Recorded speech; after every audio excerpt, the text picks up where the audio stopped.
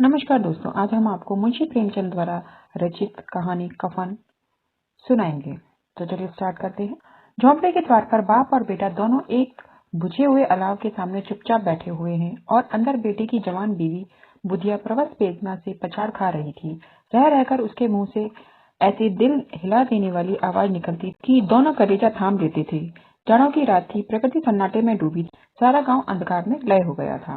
गीसो ने कहा, मालूम होता है बचेगी नहीं, सारा दिन दौड़ते हो गया, जा देख तो आ। माधव चिढ़कर बोला, मरना ही तो है, जल्दी मर क्यों नहीं जाती, देखकर क्या करूं। तू बड़ा बेदर्द है बे, साल भर जिसके साथ सुख चैन से रहा उसी के साथ इतनी बेवफाई। तो मुझसे तो उसका तड़पना और हाथ पैर पटकना नहीं देखा जाता। चमारों का कुनबा था और सारे गांव में बदनाम। घीसू एक दिन काम करता तो 3 दिन आराम करता। माधव इतना कामचोर था कि आधे घंटे काम करता तो घंटे भर चिलम पीता, इसलिए उन्हें कहीं मजदूरी नहीं मिलती थी। घर में मुट्ठी भर भी अनाज मौजूद हो तो उनके लिए काम करने की कसम थी।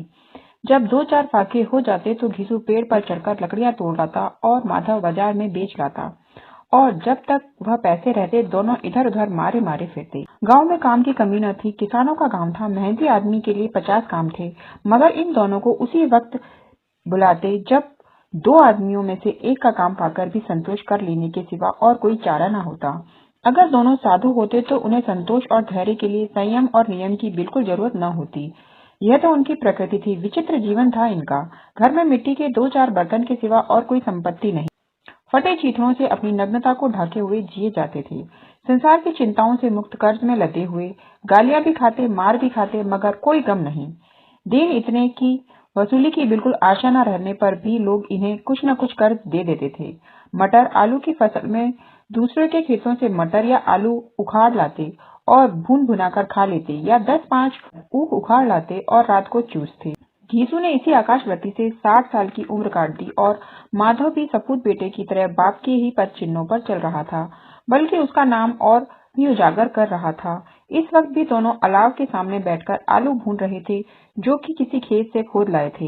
घीसू की स्त्री का तो बहुत दिन हुए देहांत हो गया था। माधव का ब्याह पिछले साल हुआ था। जब से यह औरत आई थी उसने इस खानदान में व्यवस्था की नींव डाली थी और इन दोनों बेगैरतों का दोजख भरती रहती थी। जब से वह आई तब दोनों और भी आराम तलब हो गए थे, बल्कि कुछ अकड़ने भी लगे थे। कोई कार्य करने को बुलाता तो निब्याज भाव से दुगनी मजदूरी मांगते। वही औरत आज प्रवस वेदना से मर रही थी और यह दोनों इसी इंतजार में थे कि वह मर जाए तो आराम से सोएं। घीसू ने आलू निकालकर छीलते हुए कहा, जाकर देख तो क्या दशा है इसकी, चुड़ैल का फिसाद होगा और क्या, यहाँ तो ओझा भी 1 रुपया मांगता है। माधव को भय था कि वह कोठरी में गया तो घीसू आलूओं का बड़ा भाग साफ कर देगा। बोला, मुझे यहाँ जाते डर लगता है। डर किस बात का है, मैं तो यहाँ हूँ ही, तो तुम ही जाकर देखो ना। मेरी औरत जब मरी थी तो मैं 3 दिन तक उसके पास से हिला नहीं, और फिर मुझे लजाएगी कि नहीं। जिसका अभी मुंह नहीं देखा, आज उसका उघड़ा हुआ बदन देखूं, उसे तन की सुध भी तो न होगी। मुझे देख लेगी तो खुलकर हाथ पांव भी न पटक सकेगी। मैं सोचता था कोई बाल बच्चा हुआ तो क्या होगा, सौंठ गुड़ तेल कुछ भी तो नहीं घर में, सब कुछ आ जाएगा, भगवान दे तो। जो लोग अभी 1 पैसा नहीं दे रहे वे ही कल बुलाकर रुपए देंगे।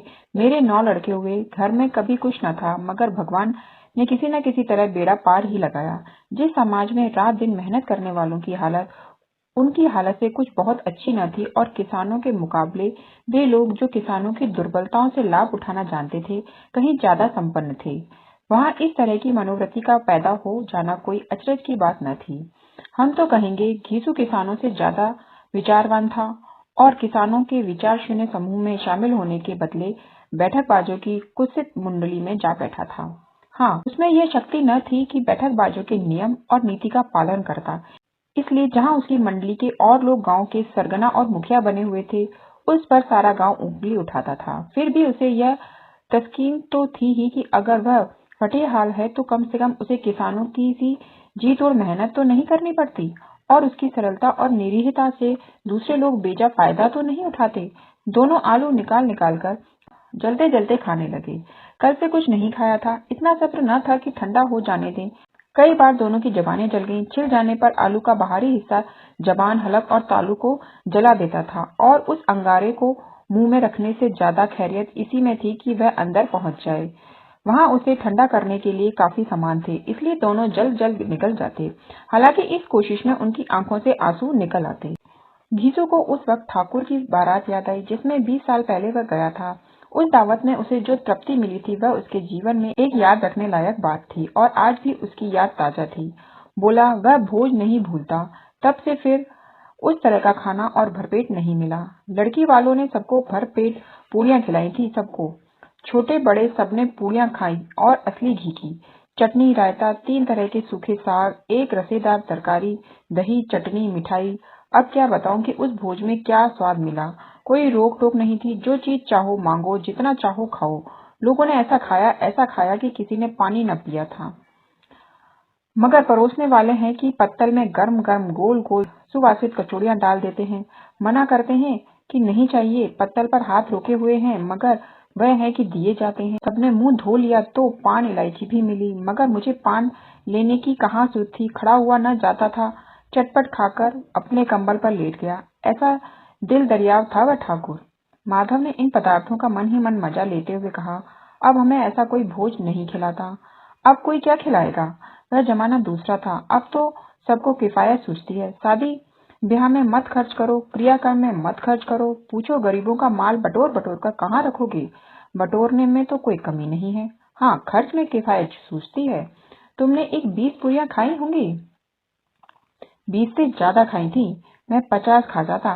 50 से कम मैंने न खाई होंगी। अच्छा पका था। तू तो मेरा आधा भी नहीं है।